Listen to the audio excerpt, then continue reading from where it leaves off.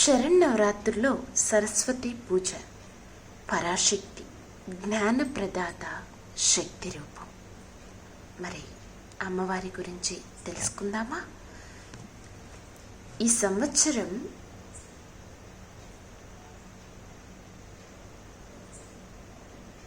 తేదీ 9/10/2024 అక్టోబర్ బుధవారం రోజు సప్తమి తిథి రోజు మూలా నక్షత్రం ఉన్నది. కావున ఈరోజు సరస్వతి అమ్మవారిని పూజిస్తే తల్లి అనుగ్రహం కలుగుతుంది.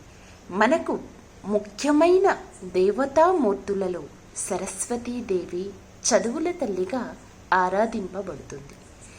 ఈ దేవి త్రిమూర్తులలో ఒకరైన బ్రహ్మదేవుని భార్య. సరస్వతీదేవి చదువుల తల్లి. ఈ అమ్మవారి వాహనం హంస, నెమలి. వేదాలు, పురాణాలలో విపులంగా సరస్వతీదేవి గురించి ప్రస్తావించబడినది. కొన్ని పురాణ గాథలు సరస్వతీదేవి అమ్మవారి పేరుతో సరస్వతి నది అని కూడా ఉంది. శరన్నవరాత్రి, వసంత పంచమి ఉత్సవాలలో సరస్వతీదేవి ఆరాధన ముఖ్యంగా జరుగుతుంది. ఋగ్వేదంలోను, దేవి భాగవతంలోను, బ్రహ్మ వైవర్త పురాణంలోను, పద్మపురాణములోను సరస్వతి గురించి వివిధ గాథలున్నాయి. సరస్వతి ఆద్యాంతరహిత శక్తి స్వరూపిణి అని వివిధ స్తోత్రాలతో స్తుతిస్తారు. బ్రహ్మ సకల సృష్టికర్త కనుక సరస్వతీదేవిని కూడా బ్రహ్మయే సృష్టించాడని, సృష్టి కార్యంలో తనకు తోడుగా ఉండటానికి తన జీహ్వపై ఆమెను ధరించడానికి ఒక గాథ. సృష్టి కార్యాన్ని నిర్వహించటానికి బ్రహ్మకు శక్తి స్వరూపిణిగా సరస్వతిని శ్రీ మాతాదేవి ప్రసాదించిందని దేవి భాగవతం చెప్పుచున్నది. సరస్వతిని బ్రహ్మకు విష్ణువు ఇచ్చాడని మరొక గాథ. వాక్, బుద్ధి, వివేకం, విద్య, కళలు, విజ్ఞానం వీటన్నింటికీ అధిదేవతగా సరస్వతిని పూజిస్తారు. ఆ అమ్మవారు అధికంగా హంసవాహినిగా, వీణాపాణిగా, పుస్తకం మాల ధారిణిగా చిత్రింపబడుతుంది. సరస్వతి వర్ణలలో తెలుపు రంగుకు చెందిన వస్తువులు ప్రాముఖ్యం అధికం. శారద, నిరధేందు, ఘనసార, పటీర, మరళ, మల్లికాహర, తుషారపేన, రజతాచల, కాశ, ఫణీష, కుంద, మందార సుధ, పయోధి, సితా, తామర, సారసవాహిని, శుభాకారత, నొప్పు. నదిగా బమ్మేర పోతన తన సరస్వతి స్థుతిలో తెల్ల వస్తువుల పెద్ద జాబితానే ఉట్టగించాడు. సరస్వతి ధరించే వీణ పేరు కచ్చప్పి. పరాశక్తి జ్ఞానప్రదాత. పరాశక్తి తొలిగా ధరించిన 5 రూపాలలో సరస్వతి ఒకటి. ఆ మాత కేవలం చదువులనే కాదు, స్వరశక్తి సామర్థ్యాలను తన భక్తులకు ప్రసాదిస్తుందని దేవీ భాగవతం 9వ స్కందం 5వ అధ్యాయం వివరిస్తోంది. మహామాయ, భాష జ్యోతిర్మయి, కళారస హృదయగా సరస్వతి పూజలందుకుంటుంది. జ్ఞానప్రదాతగా సరస్వతి కొన్ని గాథలు. పూర్వం ఓసారి సనత్ కుమారుడు బ్రహ్మ దగ్గరకు వెళ్ళి జ్ఞానాన్ని గురించి చెప్పమన్నాడు. శ్రీకృష్ణ పరమాత్మ సూచన మేరకు బ్రహ్మ సరస్వతిని స్తుతించి బ్రహ్మ జ్ఞానాన్ని పొందాడు.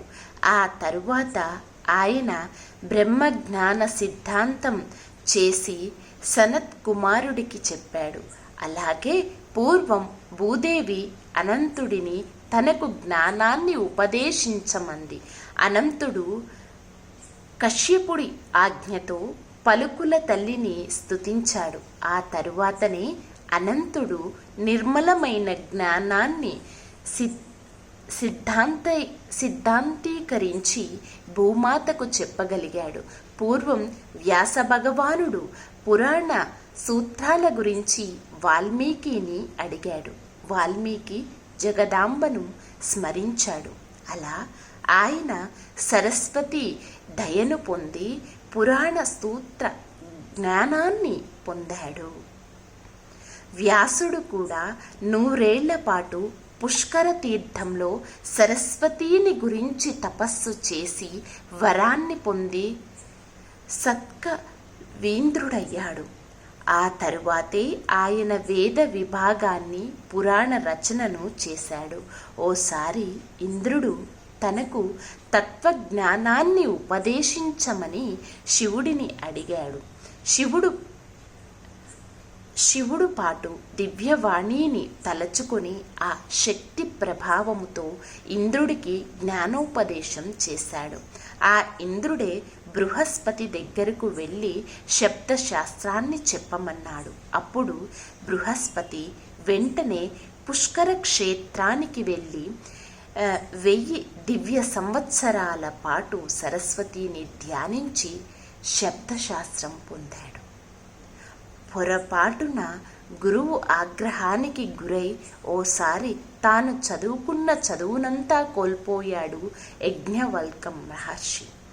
అప్పుడు ఆయన శోకార్తుడై పుణ్యప్రదమైన సూర్య స్థానానికి వెళ్ళి సూర్యుడిని గురించి తపస్సు చేశాడు.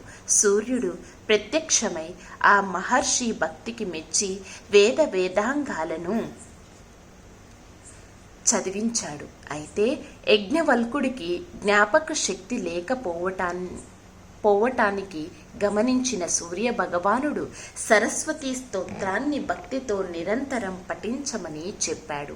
యజ్ఞవల్క మహర్షి సూర్య భగవానుడు చెప్పినట్లు భక్తితో సరస్వతి స్తుతి విడవకుండా చేశాడు.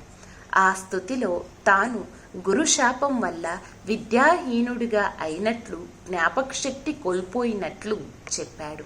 తన మీద దయచూపి జ్ఞాపక శక్తులను ప్రసాదించమని, విద్యను చక్కగా శిష్యులకు బోధించే శక్తిని, గ్రంథ రచనా శక్తి, ప్రతిభ గల శిష్యులను తనకు ప్రసాదించమన్నాడు.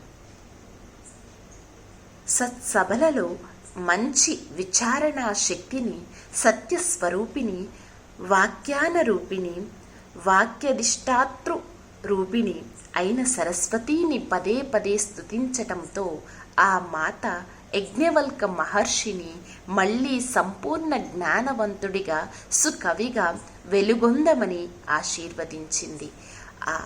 ఈ సరస్వతి స్తుతి అంతా దేవీ భాగవతంలో కనపడుతుంది. శ్రీమాత్రే నమః.